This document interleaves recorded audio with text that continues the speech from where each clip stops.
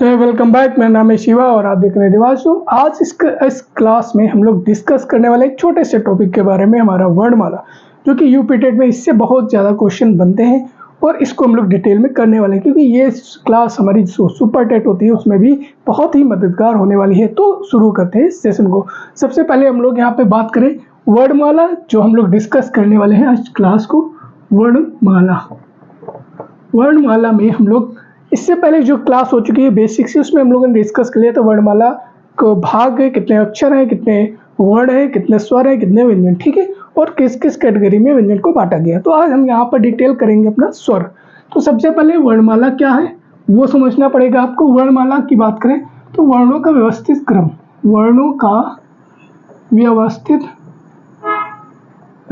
क्रम या समूह है ना, उसको बोलते हैं वर्णमाला। वर्णों के व्यवस्थित क्रम या समूह को वर्णमाला कहते हैं। वर्ण क्या होता है? वर्ण की डिफिनेशन अगर लिखे तो वर्ड वो हमारी ध्वनि है जो हम बोलते हैं, जो हम ध्वनि को बोलते हैं, और उस ध्वनि को यदि हम लिखते हैं तो लिखने के लिए जिन अक्षर या चिन्ह का प्रयोग करेंगे उसे कहते हैं वर्ण, ठीक है। ध्वनि को दर्शाने, है ना, दर्शाने या भी कहें लिखने, है ना, लिखने, क्लियर कर देता हूँ, लिखने के लिए, है ना, के लिए प्रयोग किए जाने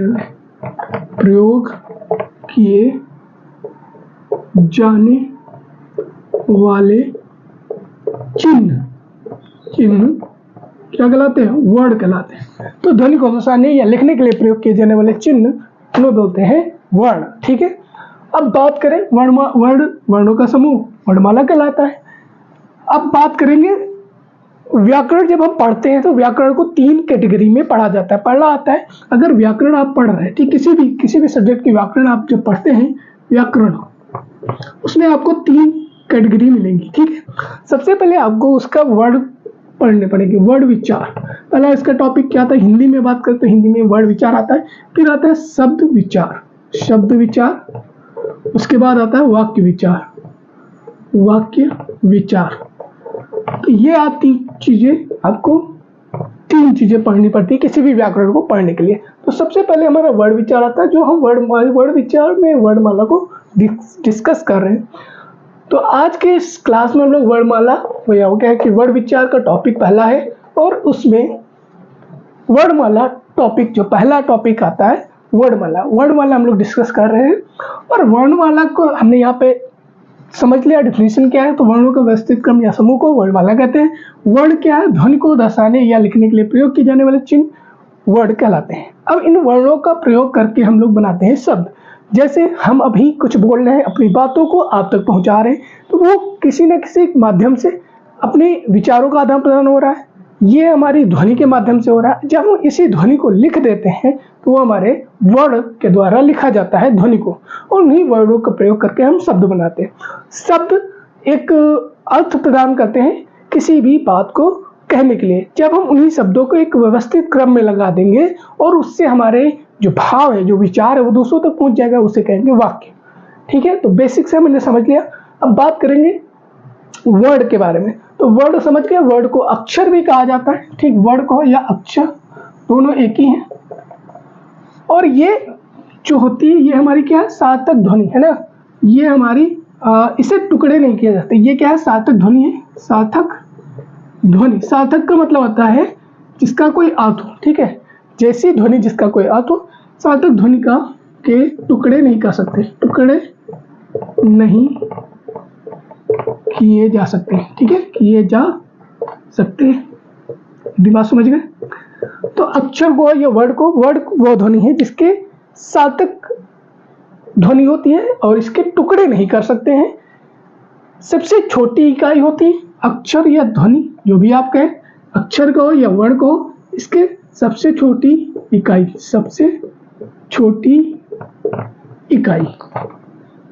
ठीक है। इससे ऑप्शन क्वेश्चन बनता है, सबसे छोटी व्याकरण की सबसे छोटी इकाई या वर्णमाला की सबसे छोटी इकाई क्या है? तो सबसे छोटी इकाई वर्ड है, ठीक है।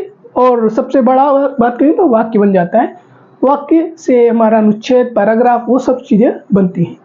सबसे छोटी इकाई हमारी वर्ड है, इससे छोटी कोई भी नहीं है, ठीक है। तो अक्षर को या वर्ड को अगर बोलने में आ जाए तो ध्वनि हो जाएगी। ठीक है, इतनी बात समझ गए। अब हम बात करेंगे वर्णमाला। वर्णमाला तो वर्णों का व्यवस्थित समूह या क्रम वर्णमाला बनाता है। वर्णमाला में हम लोगों ने बेसिक वाली क्लास में पढ़ा था। इसको दो भागों में बांट दिया गया। पहले को स्वर बोल दिया गया, दूसरे को व्यंजन। इनकी नंबर ऑफ लेटर्स या वर्ड की बात करें तो ये 52 होते हैं हिंदी में, और स्वर की बात करें तो स्वर हमारे 11 होते हैं, और व्यंजन को 5 भागों में डिवाइड किया गया है। उन 5 भाग में जो बचे हुए हैं उनको रखा गया है। अगर मेन व्यंजन की बात करें, जो मूल रूप से हमारे व्यंजन हैं, उनकी संख्या हमारी 33 होती है। ठीक है, बाकी के जो एक्स्ट्रा होते हैं इसमें से आपको 4 मूल रूप से देखने को मिल जाएंगे, जो कि 33 रखे गए हैं, और बाकी जो 2 और हैं उनको इन्हीं मूल व्यंजनों का प्रयोग करके बनाए गए हैं अन्य जो व्यंजन है। ठीक है, इतनी बात समझ आई होगी। तो स्वर की बात करेंगे, यहाँ पे हम लोग डिस्कस करेंगे स्वर को। तो देखते हैं स्वर क्या होते हैं। और इस क्लास में ये जो हम लोग पढ़ रहे हैं, ये हमारी सुपर टेक जो कि क्लास होती है, उसमें भी आपको बहुत हेल्पफुल होने वाली है, क्योंकि इसमें वर्णमाला से बहुत सारे ऐसे क्वेश्चन बनते हैं जो कि आपको एग्जाम में बहुत मददगार हो सकते हैं। पहली बात करें हम स्वर। स्वर क्या है? स्वर के बारे में बात करेंगे तो स्वर वो स्वतंत्र ध्वनि है ना, स्वतंत्र। ठीक है, स्वर का उच्चारण स्वतंत्र रूप से होता है। स्वरों का उच्चारण स्वतंत्र रूप से, ठीक है, इनका जो उच्चारण होता है वो स्वतंत्र होता है। स्वरों का उच्चारण स्वतंत्र रूप से होता है। और स्वर की मूल संख्या, मूल स्वर की बात करें, मूल स्वर, तो मूल स्वर की बात करें तो 10 माने गए हैं। ठीक है, आप लोगों ने अभी 11 पढ़े थे। देखो, जो मूल स्वर है वो हमारे आ से लेके औ तक है, और इसमें री नहीं है। क्या नहीं है? री। ठीक है, तो री नहीं है, इसलिए इसको मूल स्वर बोला गया। और एक व्याकरण के आचार्य हुए जिनका नाम है कामता प्रसाद। ठीक है, तो कामता प्रसाद गुरुजी जो थे, उन्होंने री को भी स्वर में माना और स्वर में दर्जा दिया है। इसीलिए मूल हिंदी में स्वर की संख्या, स्वर यहाँ पे 11 माने गए हैं। ठीक है, उच्चारण के आधार पर। तो यहाँ पर 11 स्वर, अगर इनको री को भी मिला दें तो वो हमारा मूल स्वर हो जाएगा। ठीक है, अब स्वर की बात करें। अब स्वर के प्रकार की बात करता हूँ मैं। यहाँ पे स्वर लिख देता हूँ। अ, आ, ई, ए, सर ऊ आएगा, ऊ, री, ए, आए, ओ, आओ। ये हमारे 11 स्वर होते हैं। इतनी बात समझ आए। स्वर हमारे 11 आपको दिख गए होंगे। अब देखो, इनके जो व्युत्पत्ति हुई है, इनका उद्गम कहाँ से हुआ है ना, किसी कोई जो ध्वनियाँ आती हैं वो ध्वनियाँ आई कहाँ से, तो उत्पत्ति के आधार पर, उत्पत्ति के आधार पर इनकी उत्पत्ति कैसे हुई तो वो हम लोग यहाँ पे समझेंगे। तो अगर उत्पत्ति देखिए तो यहाँ पे मूल स्वर हम लोग पढ़ेंगे। मूल स्वर, ठीक है, मूल स्वर कौन से? अगर मेन मूल स्वर की बात करें, जैसे स्वर की संख्या 11 है, मेन जो हमारे मुख्य रूप से मूल स्वर है तो वो हमारे 4 है। कितने हैं? 4 मूल स्वर। कौन कौन से होते हैं देख लो। अ, ई, उ, ठीक है, और रे। ये हमारे 4 मूल स्वर है। इतनी बात समझ आए। मूल स्वर हमारे 4 कौन से? आ, ई, उ और री। ये हमारे मूल स्वर है। अब व्युत्पत्ति के आधार पर स्वर हमारे 3 प्रकार के हैं। ठीक है, पहला आता है, सॉरी 2 प्रकार के यहाँ पे हम लोग पढ़ेंगे मूल स्वर। पहला आएगा मूल स्वर। उत्पत्ति के आधार पर स्वर हम लोग डिस्कस कर रहे हैं।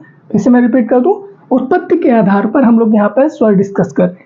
तो यहाँ पे 2 प्रकार के होते हैं उत्पत्ति के आधार पर। पहला है मूल स्वर और दूसरा है हमारा संयुक्त स्वर।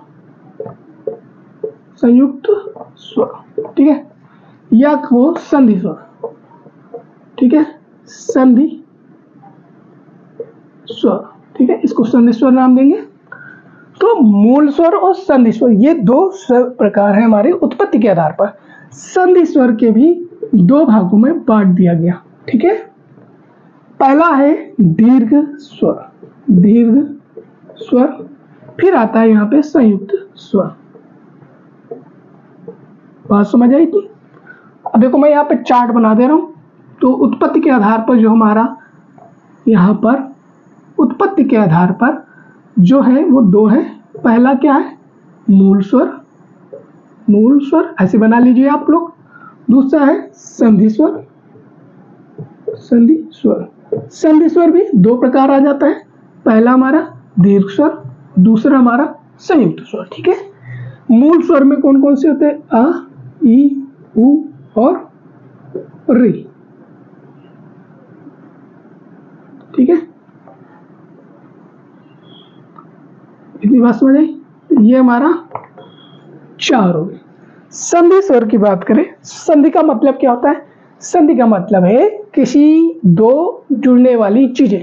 ठीक है, संधि क्या होती है? दो चीजों को जोड़ना। ठीक है, यह किसी भी रिश्ते में हो सकती है, किसी राज्य के बीच में होती है। जैसे हमारे पहले राजा महाराजा लोग संधि कर लेते थे, प्रस्ताव भेज के जोड़ लेते थे, तो जोड़ने की क्रिया को संधि कहते हैं। तो जब हमारे स्वर जुड़ेंगे, ठीक है, क्या होंगे? जुड़े होंगे, उसे कहेंगे संधि स्वर। जब दो स्वर आपस में जुड़ेंगे वो होंगे संधि स्वर। संधि कितनी प्रकार की होगी? स्वरों में दो प्रकार की, एक होता है दीर्घ स्वर, दूसरा होगा संयुक्त स्वर। दीर्घ मतलब बड़ा होता है, संयुक्त मतलब सात होता है। ठीक है, इतनी बात समझ गए? दीर्घ मतलब बड़ा, तो कौन कौन से बड़ा? अब देखो यहाँ पे आपको यहाँ स्वर दिख रहा है, तो पहले आ, ई, उ और री, ये हमारे चार मूल स्वर हो गए। अब बचा क्या? एक, ये है ना, और ये सारे हमारे दीर्घ स्वर में। जैसे दीर्घ रूप आ, ई, उ। ठीक है, इतनी बात समझे? आ, ई, उ ये हमारे दीर्घ स्वर आ जाएंगे। संयुक्त, संयुक्त का मतलब होता है जुड़ा हुआ। तो जुड़ा हुआ कौन से? तो यहाँ जो बच गए ए, ऐ, ओ, औ, ये हमारे चार संयुक्त स्वर हैं। तो यहाँ पे आप लोगों ने देखा 4, 3, 7, 7, 4, 11, तो टोटल 11 जो स्वर हैं यहाँ पे हमारे उत्पत्ति के आधार पर हम लोगों ने डिस्कस कर लिए। उत्पत्ति के आधार पर दो प्रकार के स्वर है, पहला हमारा मूल स्वर, दूसरा हमारा संधि स्वर। संधि स्वर को दो भाग में डिफाइन किया गया। पहला दीर्घ स्वर, दूसरा संयुक्त स्वर। दीर्घ मतलब आ, ई, उ, संयुक्त मतलब ए, ऐ, ओ, औ। अब देखो ये कैसे बने हैं, तो मूल स्वर हमारे कौन से? ये है। ठीक है, इन्हीं का प्रयोग करके संधि करके दीर्घ स्वर बनाए गए। जैसे आ प्लस अ मिलके बना दिया बड़ा आ। क्लियर है? आ प्लस आ मिलके क्या बन गया? बड़ा आ। इसी प्रकार ई प्लस ई मिलकर बन गई बड़ी ई। इसी प्रकार उ प्लस उ मिलके बन गया दीर्घ उ, बड़ा उ। ठीक है, इन्हें कहते हैं दीर्घ स्वर। बात समझ आई? इतनी सी सिंपल सी बात समझ आई होगी। इसको अभी हम और भी डिफाइन करेंगे, तो इसको हम रफ करते हैं, तब तक आप नोट कर लीजिए। तो हम लोगों ने अभी क्या समझा है कि स्वर को जो उत्पत्ति के आधार पर थे दो प्रकार के थे, मूल स्वर और संधि स्वर। संधि स्वर में हमारे दो प्रकार के होते हैं, दीर्घ स्वर और संयुक्त स्वर। तो दीर्घ स्वर में हम लोग यहाँ पे मैं रफ कर रहा हूँ दीर्घ स्वर और संयुक्त स्वर। तो दीर्घ स्वर में जो सजातीय स्वर होते हैं, पहले इनको हम पॉइंट लिखेंगे। ठीक है, स्वर कौन कौन से होते हैं हमने बता दिए। ये क्या होते हैं? सजातीय स्वर। ये कैसे होते हैं? सजातीय स्वर होते हैं, दीर्घ स्वर। ठीक है, इसमें से एक ही प्रकार के स्वर आते हैं, मतलब जैसे आ और आ, ये क्या है? एक ही प्रकार के हैं, तो ये सजातीय स्वर है। ई मैं दूसरा साइड से लिखता हूँ तो आपको तीनों दिख जाएंगे। अ प्लस अ दीर्घ आ, ई प्लस ई इक्वल टू होगा दीर्घ ई, उ प्लस उ दीर्घ उ। इतनी बात समझ आई? अब ये है सजातीय स्वर। अब इनकी बात करें तो इनको बोलते हैं दीर्घ स्वर और सजातीय स्वर दोनों ही। ठीक है, तो ऑप्शन दे सकता है कि सजातीय स्वर कौन से हैं, इनमें से कौन से सजातीय स्वर है? तो आ, ई और उ ये हमारे सजातीय स्वर हैं। यहाँ से एक क्वेश्चन बन सकता है। ठीक है, और ऑप्शन दे सकता है कि इसमें से कौन सा गलत है ना। अब देखो ये कंडीशन होती है आ प्लस आ, तब भी ये दीर्घ आ बनेगा। ठीक है। अब यहाँ पे देखो दीर्घ रूप रखा है, फिर भी ये दीर्घ रहेगा। आगे दीर्घ कर दो, पीछे लघु कर दो, या लघु मतलब इसका नाम एक लघु भी है, ठीक है। मूल स्वर या लघु बोल सकते हो, दोनों ही नाम सेम होते हैं। इसको ऑप्शन में लघु भी बोल सकते हैं, ठीक है। मूल स्वर तो यहाँ पे दीर्घ स्वर आएगा, ठीक है। दोनों तरफ दीर्घ होगा तब भी ये दीर्घ ही बनेगा। ये इसलिए बता रहा हूँ क्योंकि जब आप संधि पढ़ेंगे, संधि वाला चैप्टर होगा, वहां पर भी ये काम आने वाला है। तो अभी हम लोग इसको स्वर में समझ गए। तो जो हमारे स्वर हैं, दीर्घ स्वर, सजातीय स्वर या दीर्घ स्वर, इसका नाम दोनों ही है स्वर, ठीक है। आई होप समझ आया होगा। इसी प्रकार small E capital E equal to capital E, है ना, इंग्लिश में नहीं हिंदी में पढ़ा है। तो मूल स्वर, फिर दीर्घ स्वर, मूल स्वर इक्वल टू दीर्घ स्वर, बड़ी ई इक्वल टू बड़ी ई। तो ये चार कंडीशन से किसी भी कंडीशन में हमेशा दीर्घ स्वर ही आएगा। इसी प्रकार ऊ वाला भी हो जाएगा, दीर्घ ऊ इक्वल टू दीर्घ ऊ, दीर्घ ऊ प्लस ऊ इक्वल टू दीर्घ ऊ, दीर्घ ऊ प्लस दीर्घ ऊ इक्वल टू दीर्घ ऊ। तो ये चार कंडीशन हम लोगों ने पढ़ ली। इतनी बात समझ आई। बहुत ही सिंपल सा है कि आपको हमेशा दीर्घ आ मिलेगा, दीर्घ ई मिलेगा, दीर्घ ऊ मिलेगा। कब? जब भी आपका सजातीय स्वर होंगे। सजातीय स्वर मतलब एक समान, जैसे आ है, ये सजाती मतलब एक ही बराबर है। ये आ और आ मिलके दीर्घा बनाया, अब ये दोनों मिलके यही बनाएंगे। अब ये दोनों इसको पहले रख दो, ये आगे पीछे रख दो, कोई दिक्कत नहीं, दोनों ही कंडीशन में सेम रहेगा, ठीक है। अब बात करेंगे हमारा संयुक्त स्वर, ठीक है। संयुक्त स्वर को विजातीय स्वर भी बोलते हैं। क्या बोलेंगे उसको? विजातीय स्वर, क्योंकि ये सजातीय तो विजातीय मतलब अलग अलग, विजातीय स्वर, जिसे संयुक्त स्वर भी कहा जाता है, संयुक्त स्वर, ठीक है। स्लैश लगाते रहो। विजातीय स्वर या संयुक्त स्वर, तो ये स्वर क्या होते हैं? जब दो अलग अलग प्रकार के स्वर मिलके संधि कर रहे हैं और एक नया स्वर बना दे, उसे बोलते हैं संयुक्त स्वर। जैसे आप लोगों ने पढ़ते हैं, अगर स्वर की बात करें, यहाँ पे मैंने लिखा था ए, आए, ओ और आओ, ठीक है। ये हमारे चार स्वर हैं। अब बनता कैसे? जैसे आ और ई, इनको मिला दें तो ए बन जाता है। ध्यान से समझिएगा, ये अलग है, ये अलग है, इन दोनों क्या हुए? विजातीय हैं, अलग अलग। विजातीय का मतलब होता है अलग अलग। तो अलग अलग स्वरों को जब संयुक्त किया गया, एक साथ जोड़ा गया, तब हमको एक नया स्वर मिल गया। क्या बन गया? ए मिल गया। बात समझ आई? सिंपल सा है। तो जब भी हम अलग अलग प्रकार के दो स्वरों को जोड़ते हैं, तो वहां पर हमें संयुक्त करने पर एक नया स्वर मिलता है, जिसे बोलते हैं ए। इसी प्रकार आ के साथ ए रख दोगे तब आए बन जाएगा, ठीक है। बात समझ आया? अब देखो इसमें क्या कंडीशन लगती है। इसमें पहले वाला नो बदलाव, नो चेंजेस, सेकेंड वाला बदलेगा। जैसे यहाँ ई था, यहाँ पे ए है। बात समझ आई? अब यहाँ पर आप दीर्घ ई भी रख सकते हैं, तब भी ये ए आएगा। मतलब है कहने का, स्मॉल ई या दीर्घ ई, लघु ई या मूल ई या दीर्घ ई रखोगे तो ये ए ही रहेगा। ऐसे ही आ के साथ में ए रखो या आई रखो, हमेशा आई रहेगा। बात समझ आई? तो सेम सेम सेम सेम, समझ गए? पहली वाली कंडीशन सेम रहेगी, ठीक है। इसी प्रकार ये आ यहीं पे होना चाहिए, ये ई यहीं पे रहेगी, और यहाँ पर दीर्घ आ भी आ सकता है। क्लियर है इतनी बात? अगर ये दोनों अलग अलग ही होना चाहिए, अगर एक होंगे तो वो हमारे इसमें आ जाएगा, दीर्घ स्वर में आ जाएगा। क्यों? क्योंकि हम लोग सेम सेम हो जाएंगे। विजातीय अलग अलग होना चाहिए, भले ही यहाँ पे बड़ा आ या छोटा आ हो, कोई दिक्कत नहीं, ठीक है। आ है, आ की फैमिली से, चाहे वो दीर्घ हो या छोटा हो, ठीक है। ई की फैमिली से होना चाहिए, चाहे वो दीर्घ हो या छोटा हो, ठीक है।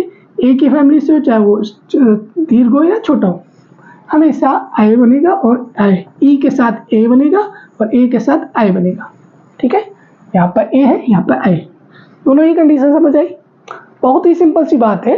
जब भी दो अलग अलग स्वर हों, अब मैं इसको एक सिंपल से फॉर्मेट में लिख दूं तो ये आसानी से समझ आ सकता है। जैसे आ की फैमिली ले लो, चाहे आप छोटा आ रखो या बड़ा आ, ठीक है। इसको मिला दो ई के साथ, चाहे छोटी ई ले लो चाहे बड़ी ई, वो हमेशा ए बनेगा।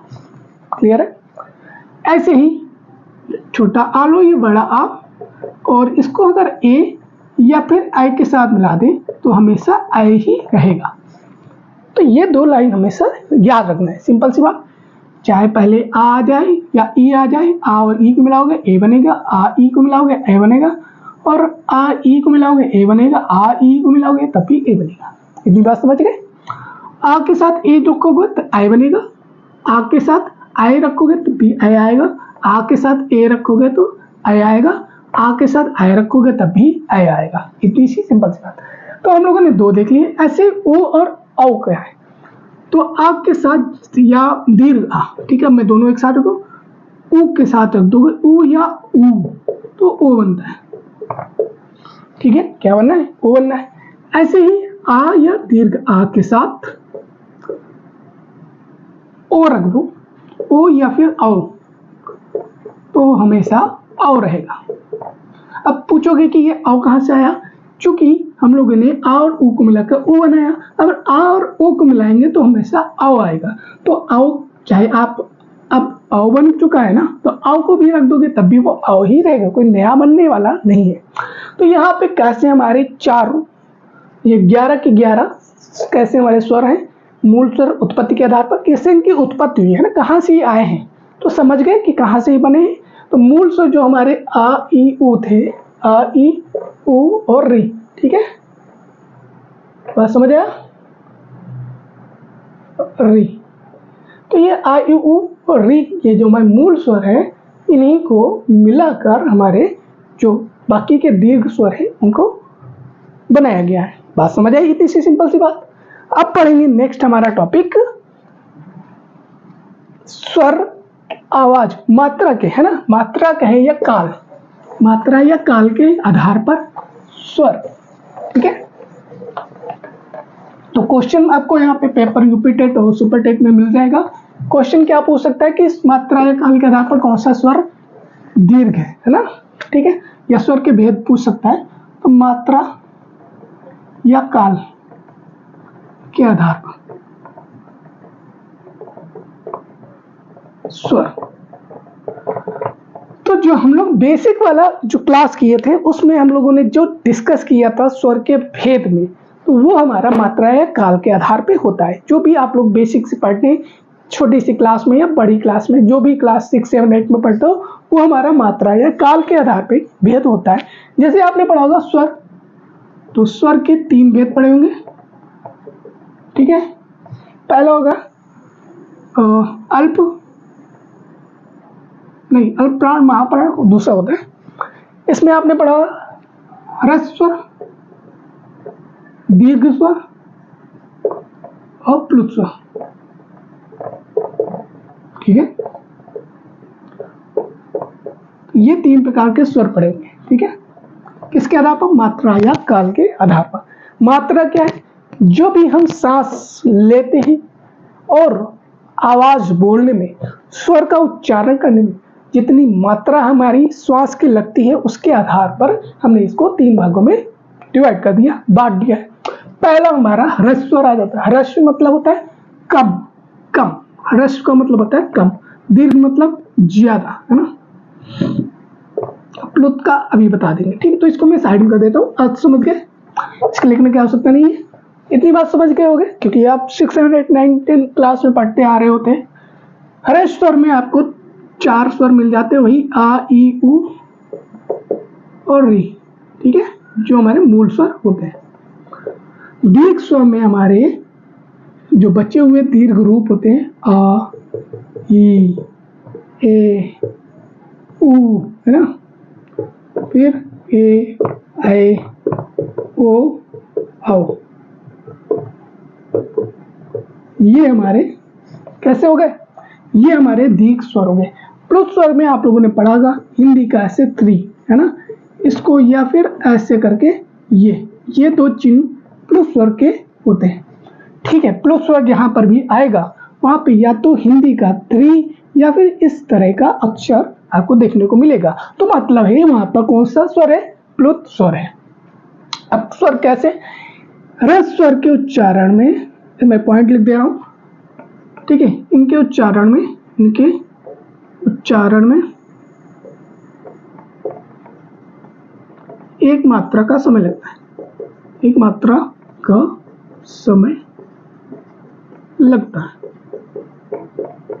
ठीक है। एक मात्रा का समय का मतलब है कि इनको एक मात्रा मतलब बोलने में बहुत कम समय लगता है, ठीक है। या एक मात्रा का समय, या फिर स्लैश लगा के लिख दो कम समय लगता है, ठीक है, कम, ठीक है।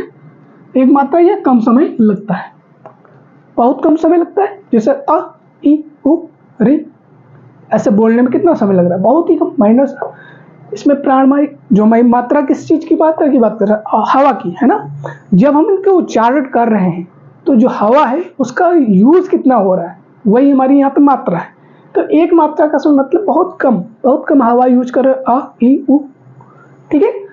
ऐसे ही जब दीर्घ स्वर का उच्चारण किया जाता है तो इनके उच्चारण में ह्रस्व स्वर से दुगुना समय लगता है, ह्रस्व स्वर से दो गुना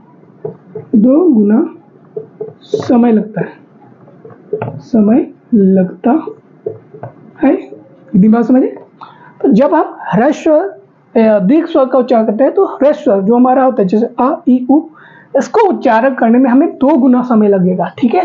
जिसे दीर्घ बोलेंगे, इसीलिए इसका नाम क्या बोला गया, दीर्घ बोला गया। जैसे आ ई ए ऐ ओ औ, ऐसे बोलने पे आपको जो इसका समय है, मात्रा मतलब ऑक्सीजन, हवा जो हमने सांस ली है, उस सांस का प्रयोग कितना कर रहे हैं, तो हम ह्रस्व से 2 गुना प्रयोग कर रहे हैं, इसीलिए इनका दीर्घ स्वर कहा गया। तो ह्रस्व से 2 गुना समय लगता है, इसे दीर्घ स्वर कहा जाता है। प्लुत स्वर क्या होता है, तो जिन स्वरों के उच्चारण में ह्रस्व से 3 गुना समय लगेगा, ठीक है। इसमें 3 गुना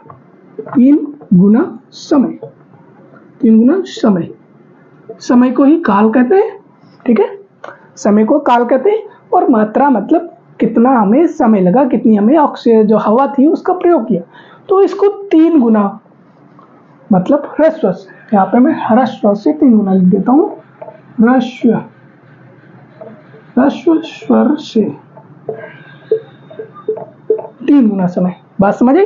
ह्रस्व से 3 गुना समय लगेगा, उससे बोलेंगे प्लुत स्वर। अब प्लुत स्वर कौन कौन से होते हैं, तो जिस भी स्वर के आगे कौन कौन से स्वर, जो 11 स्वर है हमारे आ से औ तक, अगर इन सारे स्वर में से किसी के भी पीछे आप हिंदी का 3 या ये चिन्ह बना देते हैं तो वो हमारा प्लुत स्वर बन जाता है। जैसे आपने बहुत ही बार एग्जाम्पल पढ़ा होगा ओम, ऐसे पढ़ा है कि नहीं, ठीक है।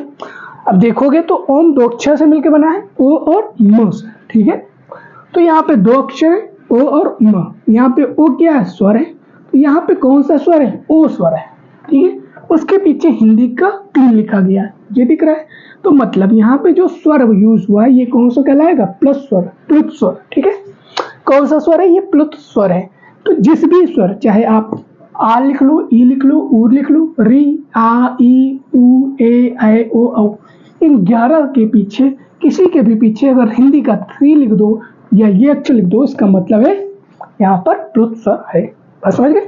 प्लुत स्वर का प्रयोग जब हम किसी चीज को, जैसे एग्जांपल देखते हो ना, जैसे आप किसी को दूर कोई व्यक्ति बैठा है या खड़ा है या जा रहा है, उसको रोकने या बुलाने के लिए जब हम आवाज लगाते हैं तो लंबी स्वर को थोड़ा लंबा खींचना पड़ता है।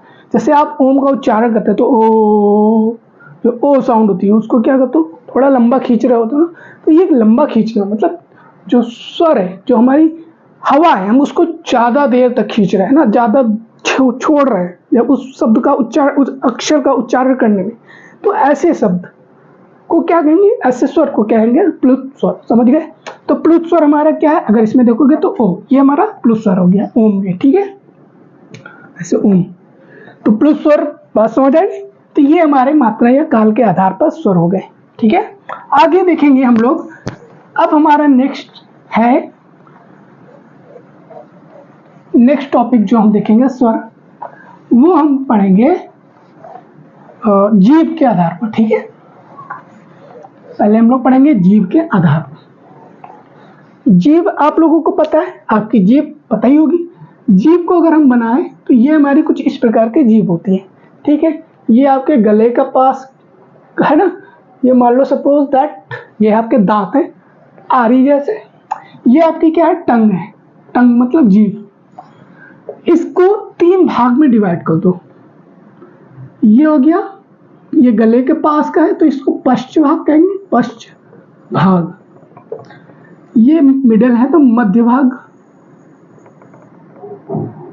ये आगे का भाग है इसलिए अग्रभाग कहेंगे।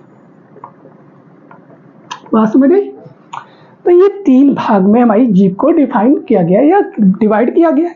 तो इसमें स्वर कैसे कहाँ पे आएंगे, तो पश्च भाग में। जैसे अब हम इसको प्रैक्टिस करेंगे ताकि ये हमको अच्छे से समझ आ जाए। जब भी मैं आपको बोलूंगा अ, ठीक है, आपको साउंड करना है अ, अ।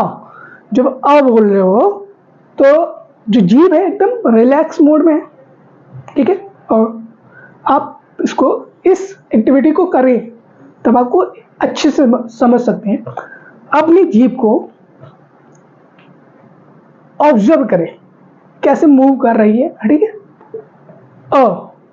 अ बोलने में आपको कोई भी जीभ को मूवमेंट नहीं करानी पड़ेगी, क्योंकि जो साउंड आ रही है जीभ हमारी एकदम रिलैक्स है और साउंड हमारा गले से आ रहा है, तो इसको बोलते हैं मध्य भाग। मध्य भाग में हमारा जो मूवमेंट है वो स्वर बोलने में हमारी जीभ का कोई मूवमेंट नहीं हो रहा है, कोई भी हलचल नहीं है, तो उससे बोलते हैं मध्य भाग। मतलब जो साउंड आ रहा है वो हमारी मध्य भाग में, ठीक है। अब बात करें ई, ठीक है। अब हम सारे स्वर जो हैं उनको लिख देते हैं। आ ई ए ऐ उ रह गया, उ ए ऐ ओ औ। अब देखो हमने आ पढ़ लिया, अब देखो आ, ठीक है। अब दीर्घ आ, तो जब आप बोलेंगे आ, ठीक है, इसको समझना फिर करिएगा। पहले अ बोला था तो हमारी जीभ जो थी रिलैक्स मोड में थी, ठीक है, तो हमने इसको मध्य में रखा। अब बोला आ बोलने के लिए हमको ये जीभ, जब हम आ बोल रहे हैं दीर्घ, कौन सा दीर्घ आ, तो ये जो जीभ है ये गले के पास, अब यहाँ पे थोड़ा गले पे फोकस करो और आ बोलेंगे तब देखेंगे तो ये जो पश्च भाग है थोड़ा सा हवा को जगह देने के लिए थोड़ा सा मूवमेंट होता है, बहुत माइनर सा, ठीक है। आ, ठीक है, आ या आ, ठीक। जैसे ही आप बोलेंगे तो आप देखेंगे तो जो पिछला भाग है, तो ये पिछला भाग में यहाँ पे लिख देता हूँ अग्र, मध्य और पश्च। पश्च का मतलब पीछा, पिछला, तो ये हमारा मध्य में आ गया आ, और ये दीर्घ अ जैसे बोलेंगे आ, ठीक है, तो वो हमारा पीछे चला जाता है। मतलब जो हमारा जीभ का पिछला हिस्सा है यहाँ से हम इसका उच्चारण कर रहे हैं। अब बोलते हैं ई। जब आप ई प्रोनाउंस करेंगे तो देखोगे आप अपनी जीभ को थोड़ा सा पीछे ले जाते हैं ई, और ये जो दांत है ना, मैं थोड़ा इसको क्लियर बना दूं तो आप देखेंगे तो ये जैसे आपकी ये जीभ है, ठीक है, और यहाँ पर जो आपके दांत हैं तो ये दांत के बीच, जैसे मैं दोबारा यहाँ पे ड्राइंग बना दे रहा हूँ, जैसे ये आपके दांत है, ठीक है, थोड़ा अच्छे से दांत बना दो, ये दांत है तो ये आपके, ठीक है, ये आपकी जॉ लाइन। जीभ क्या हो रही है, थोड़ी सी गैप मार रही है। अब यहाँ से ये देखो दांत, ये दांत और जीभ के बीच में जैसे ई बोलते हैं, ई क्या हो रही है, जीभ सिकुड़ जा रही है ना, ये यहाँ पर थोड़ा सा फैलाव हो रहा है ऊपर को, और इसके बीच में गैप आ रहा है। जैसे ही गैप आया तो मतलब ये आगे का भाग इन्वॉल्व है, ये आगे का जो भाग है वो हमारा क्या हो रहा है, इन्वॉल्व हो रहा है। किसको बोलने में, ई बोलने में, ई। ये दोनों प्रोनाउंसिएशन कहाँ से हो रहे हैं, ये हमारे अग्रभाग से हो रहे हैं, इसीलिए इसको कहाँ रखेंगे, इसको रखेंगे हम लोग अग्रभाग में, इसके रखा गया है। समझ आया? इतनी सी सिंपल सी चीज है अग्रभाग में। अब बात करो उ और ऊ, है ना, ऊ ये भी कहाँ से बोले जा रहे हैं, ऊ, तो ये भी हमारे यही अग्रभाग से प्रोनाउंस हो रहे हैं। ए आई ऊ, एक सेकंड, ऊ हमारे पश्चिम भाग में आया, ऊ, ठीक है, ऊ ये हमारे पश्चिम में आ जाएगा, ऊ। समझ आया? वो आ गया। उसके बाद आता है ए ए आई हमारे अग्रभाग में आएंगे, ए आई, क्योंकि जीभ क्या हो रहा है यहाँ पर गैप हो रहा है दांत और जीभ के बीच में। ए आई ओ औ, तो ओ औ भी यहाँ से आ जाते हैं, ओ औ। बात समझ आई? तो ये आगे के 4 अग्रभाग में आते हैं, एक मध्य भाग में आता है, बाकी के जो बच गए वो हमारे 5 पश्चिम भाग में आते हैं। इतनी बात समझ आई? आई होप ये समझ आया होगा। ठीक है, आगे बढ़ते हैं। तो ये हमारे मध्य या जीभ के, इसको अगर हम पॉइंट रखेंगे तो ये हमारे जीभ के भाग है ना, जीभ के आधार पर लिख लेंगे, जीभ या जीवा, जीवा क्वेश्चन में जीभ या जिह्वा शब्द आ जाता है, जीभ या जिह्वा,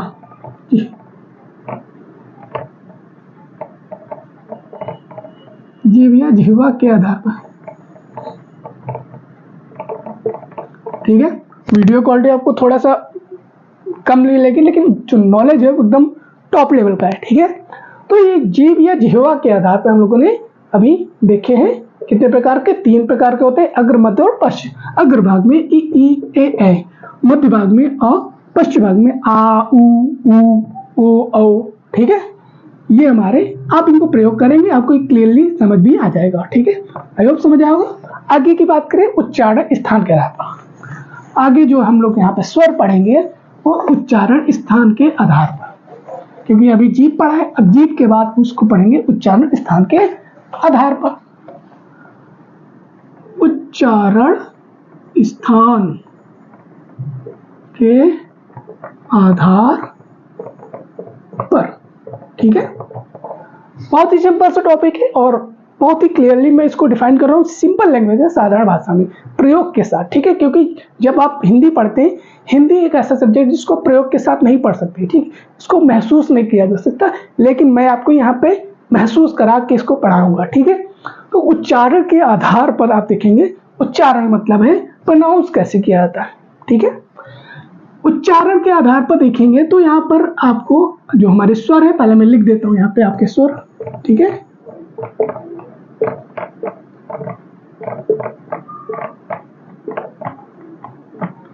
और री भी आता है इसमें।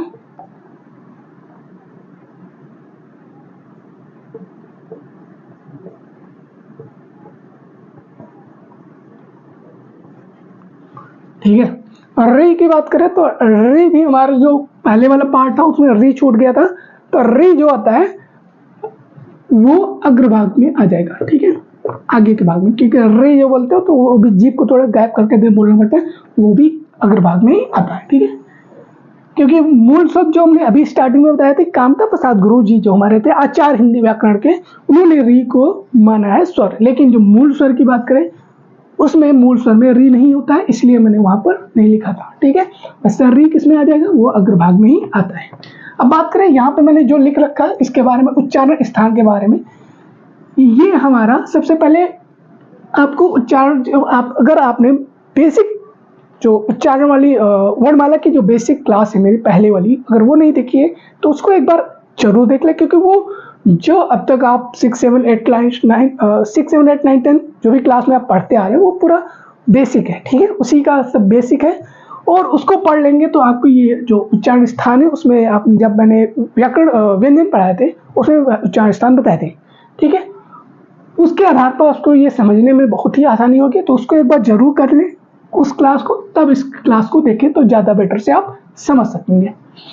उच्चारण स्थान के बारे में बात करेंगे, तो उच्चारण स्थान की बात करें हम आ से पहले। ठीक है, अब इसको क्या कहा था मैंने कि आपको मैं इसको एक्सपीरियंस कराऊंगा। ठीक है, आपको इसको महसूस कराऊंगा, जब आप महसूस करके पढ़ेंगे तो वो आपको बेटर सबकॉन्शियस माइंड में आपके अच्छे से बैठता है और उसको आप कभी फिर भूलते नहीं। ठीक है, तो सबसे पहले जो आ लेटर दिख रहा है इसको आप बोलो, प्रोनाउंस करें अ।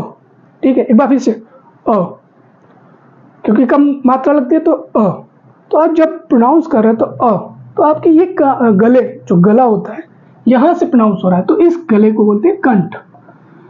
जो हमारा मुंह होता है ना, जिसको हम प्रोनाउंस करते हैं, हमारे मुंह के 5 भाग होते हैं जहां से ये हमारे लेटर्स प्रोनाउंस होते हैं। ठीक है, जब हम इसको व्यंजन पढ़ेंगे उसमें 5 बताएंगे। ठीक है, अभी यहाँ पे जो चीजें हैं वो हम लोग डिस्कस करेंगे।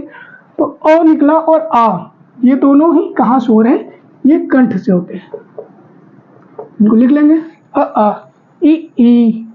अब देखो आ समझ गए, अ आ, तो ये हम कंठ से बोल रहे हैं, अ आ। साउंड हमारा कहाँ से आ रहा है, कंठ से, जो हवा निकल रही है। अपनी सांस से जो हवा है उस पर ध्यान लगाना है तुमको, ठीक है। जैसे आ, तो जो हवा है वो गले के जो वोकल्स उनको वाइब्रेट कर रहे हैं, तब साउंड निकल रही, तो वो हमारे आ हो गई। अब ई, जो हवा है जीभ पीछे जा रही, तो टकरा के कहाँ गई, जीभ के दांत जो अभी हमने बनाया था ना ऐसे, ठीक है। तो जीभ और ये दांत है ना, इन दांत के बीच की जगह यहाँ से ऐसे टकरा के ऐसे हवा निकल, क्योंकि ये जीभ जब ऐसे सिकुड़ती है तो हवा ऐसे टकराते हुए निकलती है, ठीक है।